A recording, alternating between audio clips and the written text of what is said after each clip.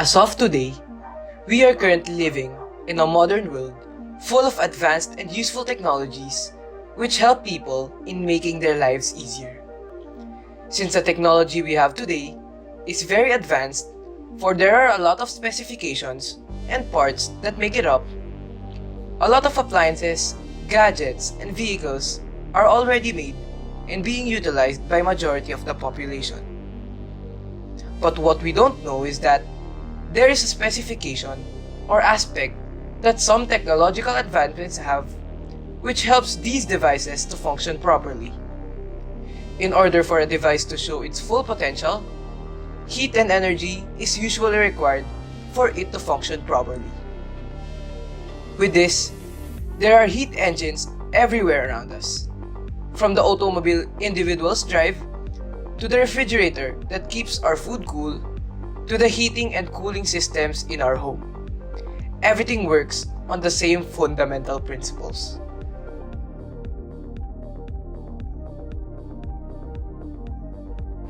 To start off, let's first define what heat engines really are. Included in the concept of thermodynamics are heat engines. A heat engine turns heat energy into mechanical energy.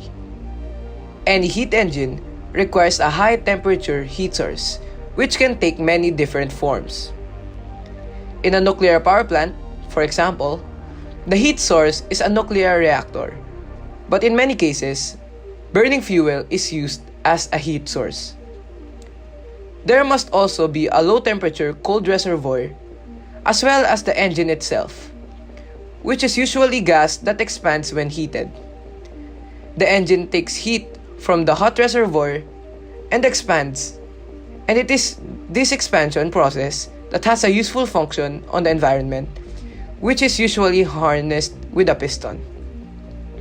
The system then returns to its original state by releasing heat energy back into the cold reservoir. The system then repeats its process in a repetitive manner in order to generate productive work on a continuous basis.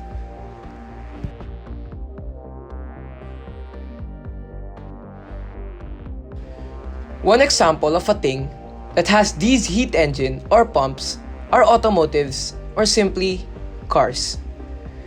These cars are very important in today's world, especially in terms of transportation, because it is a way for people to transport different objects as well as themselves to one place to another, both easier and faster. Since majority of the cars uses oil to fuel and make the engines to work, as well as water to cool the engine system, heat engines or pumps are present in these engines. There are two types of heat engines inside a car. First is the internal combustion engine, which any of a group of devices in which the reactants of combustion, which is the oxidizer and fuel, and the products of combustion serve as the working fluids of the engine. And the other one is the external combustion engine, which is a reciprocating heat engine in which an internal working fluid is heated by combustion from another external source, either via the engine wall or through a heat exchanger. An external combustion engine heats water and produces steam by burning fuel. The steam is under pressure and is used to move a piston within the cylinder back and forth. With these heat engines, it enables the car to cool down and not to overheat, which makes it to function properly and ensure the safety of both the drivers and the passengers. Moreover, since cars uses air conditioners as well, which is also an example of an appliance that has heat engines, it helps the interior of the car to become cool and make the people inside feel the coldness of the air conditioner even in a hot temperature outside the vehicle. The next example are refrigerators. Refrigerators are household appliances that keeps our food away from rotting. Since food is very essential in our everyday lives, these refrigerators cool down the food, which slows down the rotting process of it.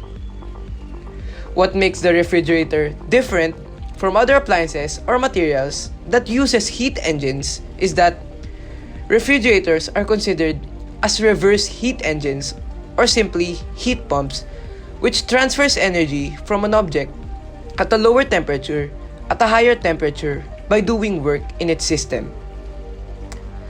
A refrigerator is an open system wherein it dispels heat to a warmer area. By dispelling heat from this warm area, it decreases the temperature inside, enabling the food resources and other valuables needed inside the refrigerator to experience a cooler temperature. With the use of the refrigerator's heat pump system, it enables to release a cold temperature in its interior, which keeps the temperature low and makes the food preserve longer. Without these heat pumps in refrigerators, food won't be preserved longer, which increases the risk of food spoilage, which is a total waste of the food resources that we have.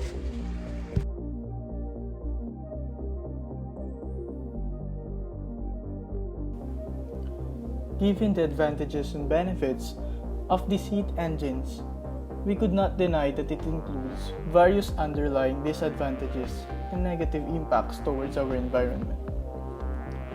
First of all, waste heat produced by heat engines result in an increase in greenhouse gas emissions, including carbon dioxide, methane, water vapor, fluorinated gases, and nitrous oxide, which may harm the Earth's atmosphere, causing to deplete our ozone layer and as well contribute towards global warming and climate change. In addition, the heat engine's utilization of fossil fuels pollutes the overall quality of air, which risks the ecosystem's life.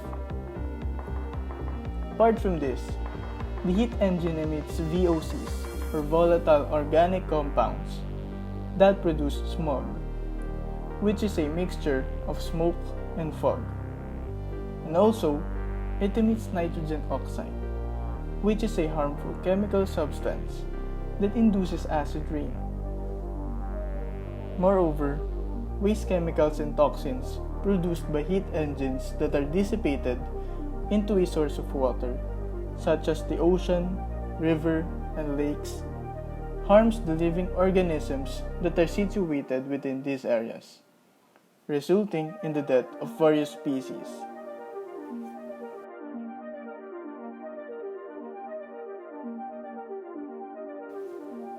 Finally, the following are some of the plausible solutions in order to alleviate and minimize the effects of these heat engines on our community, and to as well safeguard the health and welfare of our environment. First and foremost, by simply not leaving certain appliances and other electrical equipments turned on alone can help to reduce the formation of harmful compounds while also conserving energy. Second, we must reduce the heating system's temperature in our household, as a temperature of 1 degree lower will save us 10% on expenses and uses lesser fuel. Third, as much as possible, solar, geothermal, or wind panels must be installed in our household to generate more sustainable energy and not to be reliant on gas and other fossil fuels. Fourth, avoid buying air fresheners, detergents, or such that consist of VOCs or volatile organic compounds, as it could contribute to air pollution and could induce health risks.